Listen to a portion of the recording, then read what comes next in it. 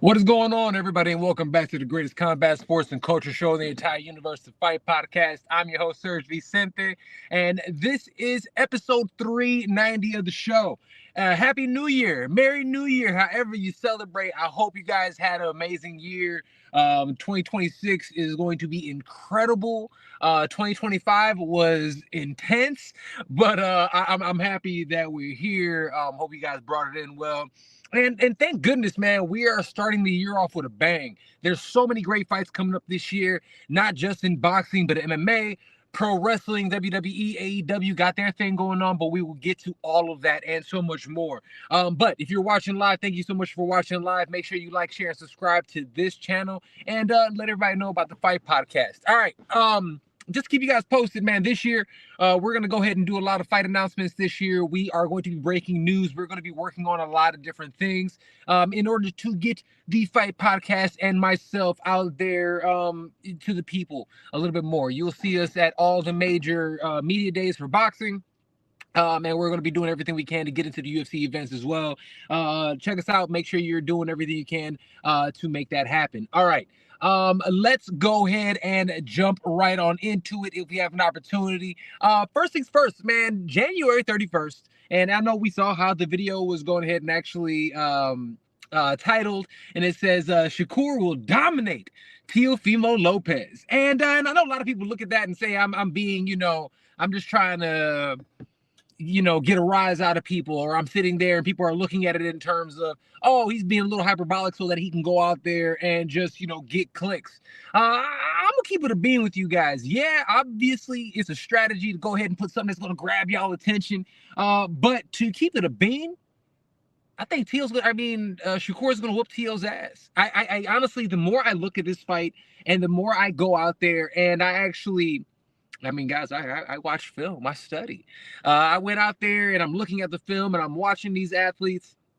And the more and more I look at it, we're looking at two guys that are honestly fantastic. I am not throwing shade at Teofimo because I believe that Shakur Stevenson is going to win.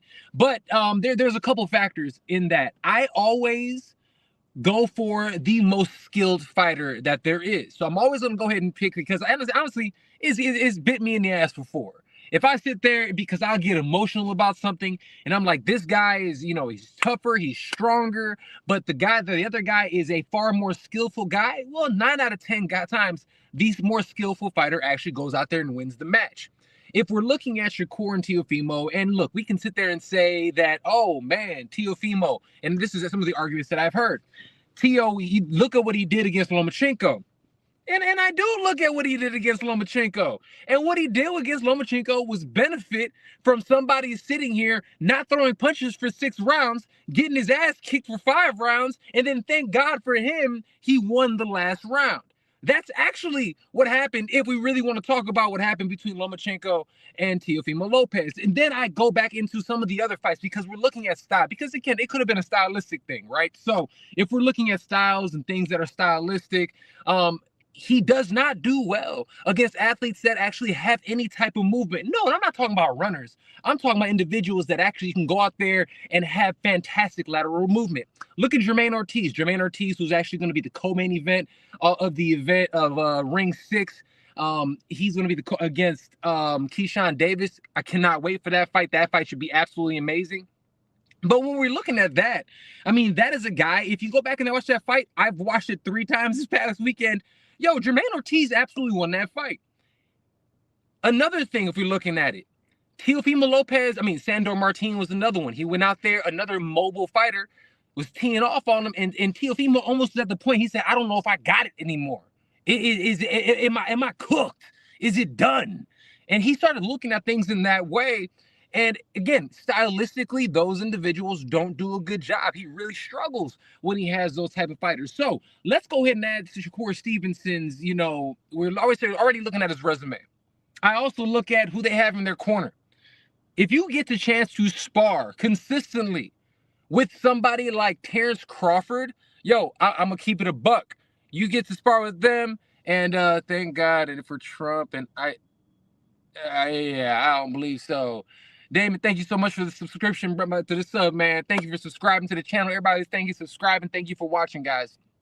All right, but again, with he's trains. Not only is he training with the GOAT, or again Mount Rushmore type in terms of Terrence Crawford. He also has Keyshawn Davis. He has Ray Ford. I mean, he is in there training with some absolute killers. And when you're training with the best guys out there, the confidence that you have, and not saying that Teo's not going to go out there and really, you know, prepare himself the way, because anytime Teo goes out there with a guy that's actually worth his weight, he comes prepared. With all that being said, I'm gonna keep it a bean with y'all. And mark my words, I don't care if you timestamp this or anything. Don't be surprised if Shakur Stevenson stops Teofimo Lopez, and he might do it to the body. Teofimo Lopez gets hit a lot when he's competing. We can see him get whacked on that one 1,000%. I can see that happening, but regardless, I see a dominant win. I'm going, you know, if we're looking at it rounds-wise, man, I can see 8-4, 9-3. I can see that type of ass whooping. Shakur Stevenson will absolutely dominate Teofimo Lopez. All right, moving right along, let's keep it with boxing. Just announced today, the worst kept secret in boxing is Mario Barrios won the WBC welterweight champion, 147 pounds, will be defending his title against Ryan Garcia. Yes, that Ryan Garcia. Ryan Garcia, the guy who lost his last fight in a terrible fight against Rolly Romero, is, you know, being gifted a title shot and a title opportunity. The head of the WBC, I'm blanking on his name right now. I've met the gentleman before. We've had conversation. He's really nice to me. But I'm gonna be honest with you. Ever since Canelo Alvarez lost his title to Terrence Bud Crawford, he has been wanting his cash cow Mexican to go out there and actually get that title back. And that's why, even though Mario Barrios is Mexican, I think those guys at WBC want star power. So they're trying to force the issue, and they're hoping and they're hopeful that Ryan Garcia wins. And it's interesting. I'm hearing so many individuals going out there and saying how this is going to be a wash. Ryan Garcia, left hook all day. He going to get him out of there. Again, yo, I would be honest, do not be surprised if Mario Barrios wins this fight. Look at Mario Barrios' resume. He's tough. He's super tough. And yeah, he had a bad fight against Manny Pacquiao. Manny Pacquiao, who's somebody who he revered, he looked up to, he didn't perform well. But he was performing well against Tank Davis before he got caught. He's been in there with the best of the best, Keith Thurman and other guys like that. Do not be surprised if Mario Barrios goes out here and not only wins the fight, he wins in dominant fashion. If you can get beat by somebody like Rolly Romero, no shade, he's a champion also at 147, you can absolutely beat Ryan Garcia as well. I see that happening. All right. Let's stick with boxing. Moving right along. Yo, what's going on with Virgil Ortiz versus Boots Ennis? Oscar De La Hoya, head of Golden Boy, goes out there this week and states that we're moving on. There's more fish in the sea. You know, he's not the only one, you know, the girl at the dance, whatever you want to say it. He said that Boots ain't the dude. We don't need Boots. And he also said that he's the A side of that event. If there's ever been a 50-50 fight in boxing in the last 10 years, Virgil Ortiz versus Boots Ennis is that 50-50 fight. It is a fight where both guys have been dominant, they're both undefeated, and they both passed the eyeball test. Virgil Ortiz has had a better competition that he's been in there with. Boots Ennis has looked more spectacular. But we don't know who's gonna win. Again, for me, 50-50, 55-45 type of fight. They should split the purse. But Oscar De La Hoya, I'm gonna keep it a buck. Oscar's scared as shit. Oscar don't want this fight. And honestly, Virgil Ortiz, if you hear this, you need to get rid of Oscar De La Hoya. Oscar De La Hoya, as your promoter, doesn't believe in you. He doesn't believe in you, and he thinks you're gonna get your ass whooped by Boots Ennis. And guess what? At this moment in time, I do too. Because if your team is that enthusiastic in this fight not happening, that means y'all know something that we don't. And that tells me that your team thinks you're going to get your ass whooped. So if that is not the case, and I see your manager popped back at Oscar and said, hey, we ain't going to talk to him Y'all need to talk to me because me and Virgil want this fight. This is the fight that needs to happen. I don't want to see Errol Spence. I ain't seen Errol Spence fight since shit, what, 2020? What, 2022 when he got his ass whooped by Bud? I do not need to see him fight next at Dallas Cowboys Stadium. I need to see Virgil Ortiz versus Vicente. That's the fight. All right. Remember, like, share, and subscribe to this video, man. Sub to the channel. Thank you guys so much. We keep the party going. All right. Let's move on to you know what? Let me do this.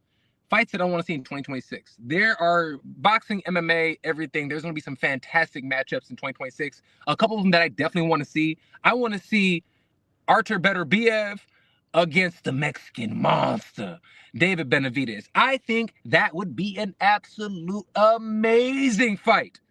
I also want to see another fight that I think a lot of people, pound for pound wise type of fight. Bam Rodriguez versus the winner of Inoue Inoue and Junto Nakatani.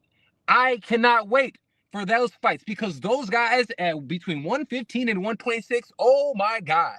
If you have not had the opportunity to watch them yet, do yourselves a favor and check those guys out, man. Incredible action. And a lot of people are shitting on Junto Nakatani for his last matchup. I'll be honest with you. When you that's what happens at the lower weight classes. There's guys out there that, I'll be honest with you, you don't know. You don't know because they all fight at 115 pounds and there's no money in that. So the powers that be aren't going out there and advertising and telling us how dope some of these dudes are. That's how we can have Chocolatito and Estrada and all those guys have a whole last career and the majority of fans don't know who the hell these legends are. We absolutely, with Estrada and Chocolatito and the rest of those boys, all that Bam whooped except for Chocolatito. Let me talk about that. But we can literally sit there and call them the four kings of their era as well. They were that good. These lower weight classes are solid. Y'all need to check them out.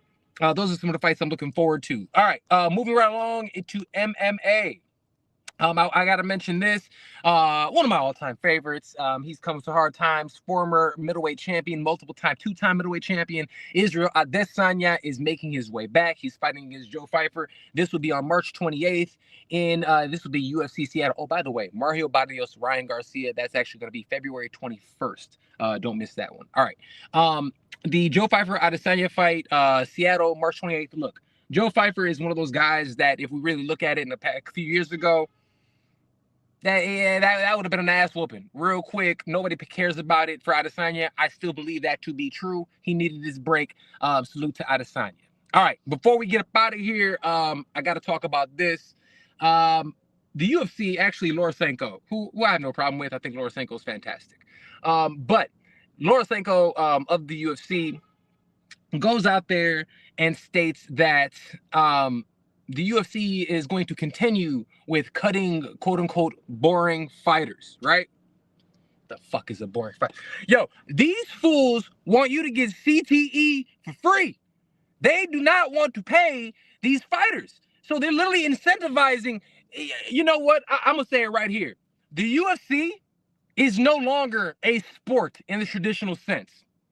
The UFC and TKO is an organization that builds up sports entertainment like the WWE, because all they want to do and slap fighting, right?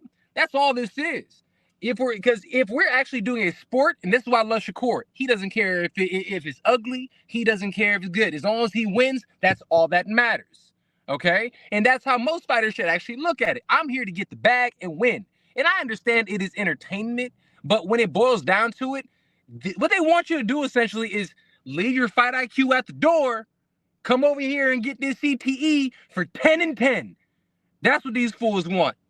10,000 to show, 10,000 to win. That's what that means. And that's what the UFC does. And that's a lot of the contracts that the UFC has. 10 and 10, 20 and 20, 50 and 50. They're paying these people pennies on the dollar while they're enriching themselves. It is very, very Trumpian in the way that they do it. And honestly, it's one of the reasons that has really disgusted me in the way that they treat individuals in the UFC. But we will talk about that and more, so much more, man. But with that being said, that's about all the time we have. Thank you all for joining me on this episode 390 of the Fight Podcast. Like, share, and subscribe. Let everybody know about the best show in all of pro wrestling sports entertainment. Also, follow my Substack, the Fight Podcast Substack, and so much more. Love y'all. I'll see you next time right here on the Fight Podcast. Peace.